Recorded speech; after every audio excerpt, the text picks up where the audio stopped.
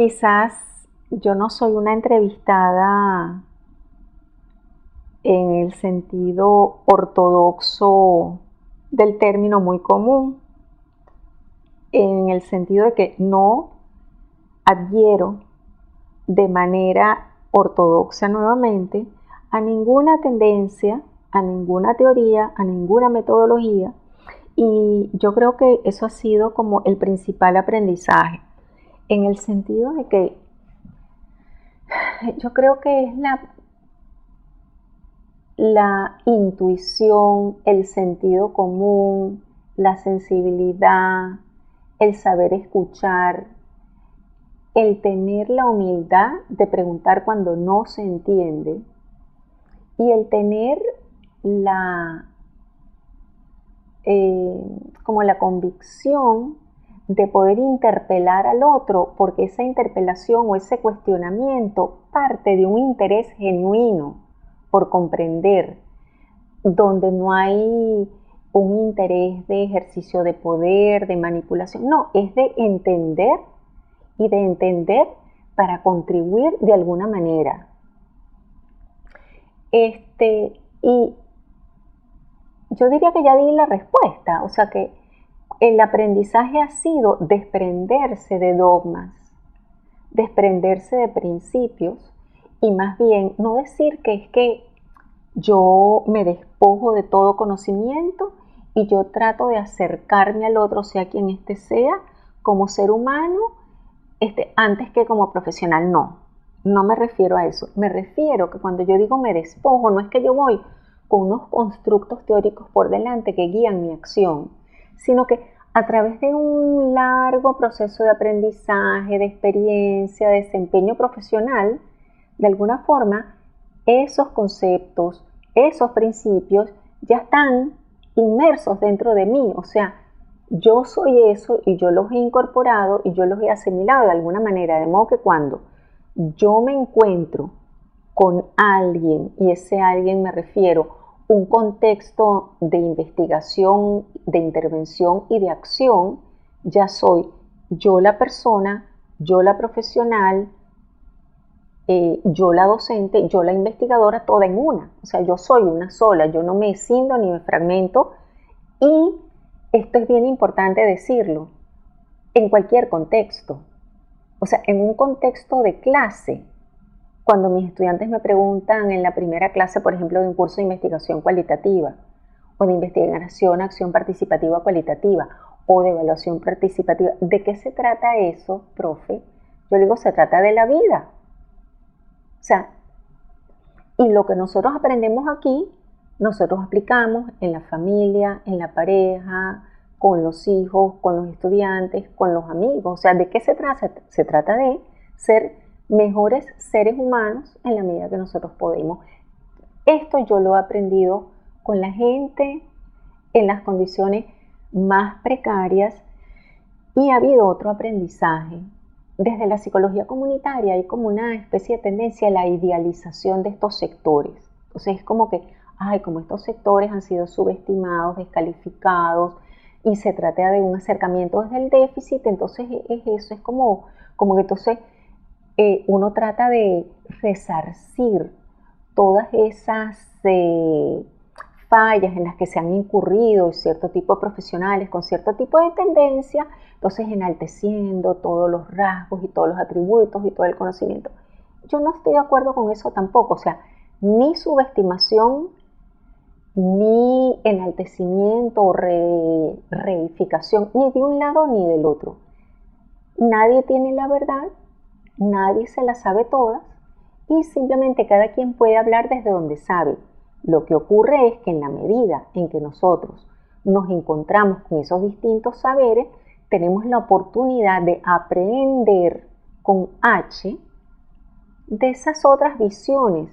Y ese ha sido, yo diría también, añadiendo otro de los aprendizajes, que hay tantos puntos de vista sobre un mismo elemento, hay tantas miradas, que en la medida en que nosotros somos capaces de tragar fuerte y de exponernos a esas otras lecturas con las cuales podemos estar en total desacuerdo, esa tolerancia a esa otra mirada ya es un aprendizaje. Y la posibilidad de entender desde el otro y preguntar directamente, ¿cómo es que estás viendo tú esto así?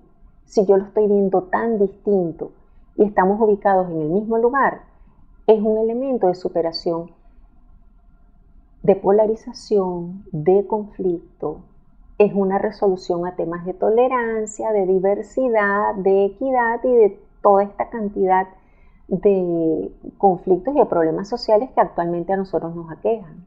Y eso es un ejercicio también con los estudiantes. O sea, eso lo practico en la docencia. Es tratar de pedirle a cada quien que exponga su punto de vista por disparatado que el otro lo considere, de respetarlo y de tratar genuinamente de entender desde dónde dice lo que dice y cómo hace y cómo vive con lo que dice. Y es buscar esa coherencia entre lo que es el discurso y la acción, que yo creo que es una de las cosas más difíciles para cualquier ser humano.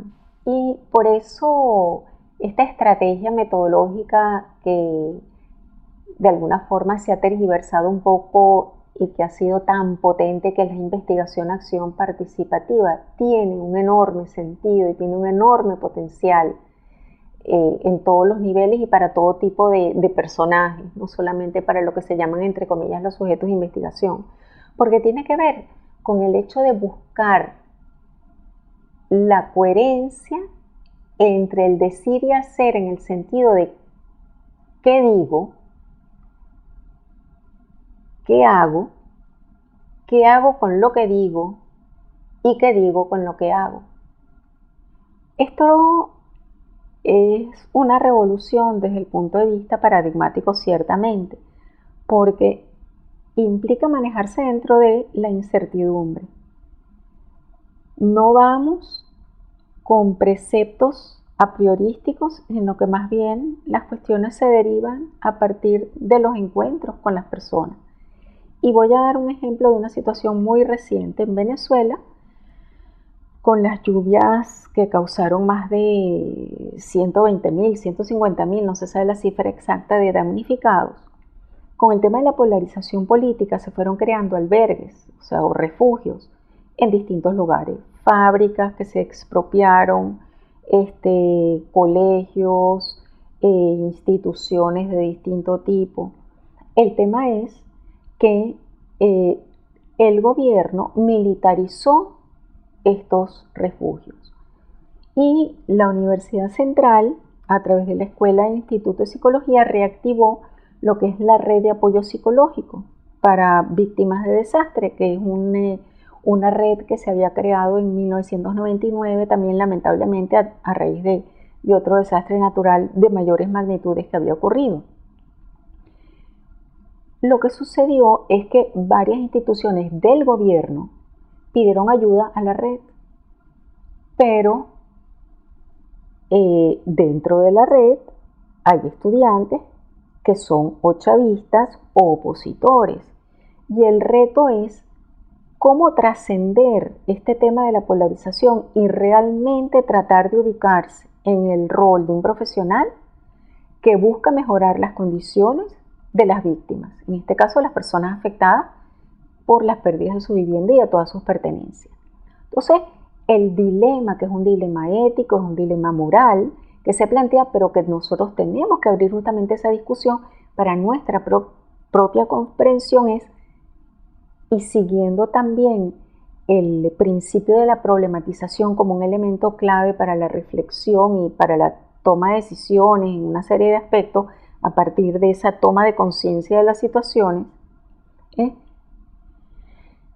si se cuestiona, se problematiza las ofertas del gobierno de que se van a dar viviendas siempre y cuando se sigan los lineamientos de ese sector, o por el contrario se cuestiona esto de acuerdo al lado donde uno se posicione. Y de acuerdo a lo que tú problematizas o de acuerdo a lo que tú cuestionas, tú de alguna forma estás siguiendo y pidiendo de alguna forma o haciendo, manipulando incluso a que se siga cierta ideología. Porque si tú cuestionas con la gente su creencia de que le van a dar casas, tú nos estás dejando de alguna forma sin esperanza,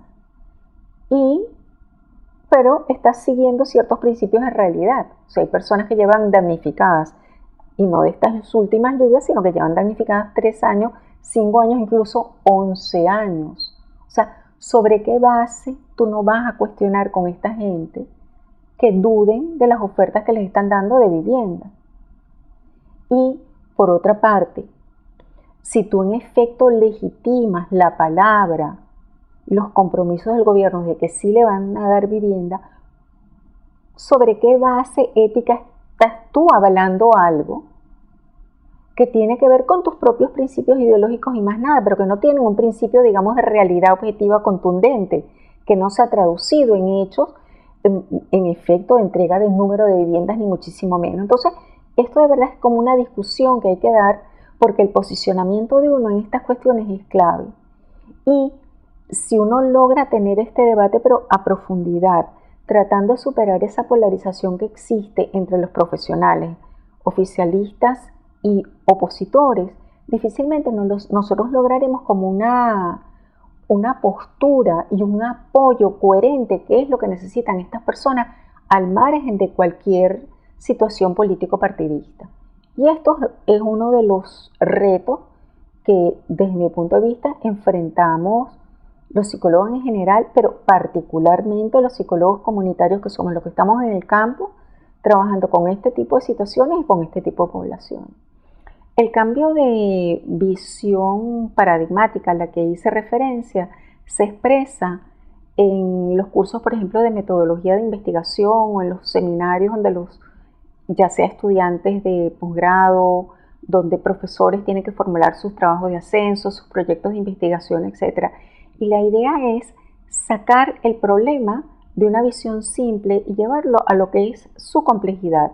Entonces, por ejemplo, si tomamos el problema como en su multidimensionalidad, el problema tiene una concepción. Dentro de esa concepción existen, lo que serían como antecedentes o condicionantes, consecuencias concomitantes del problema.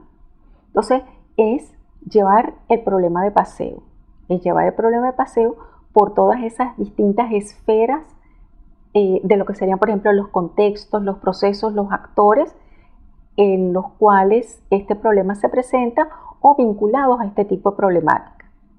Otro tiene que ver con las distintas perspectivas teóricas. Evidentemente, la teoría o el enfoque que apoya al problema de alguna forma determina nuestra manera de formularlo y de abordarlo.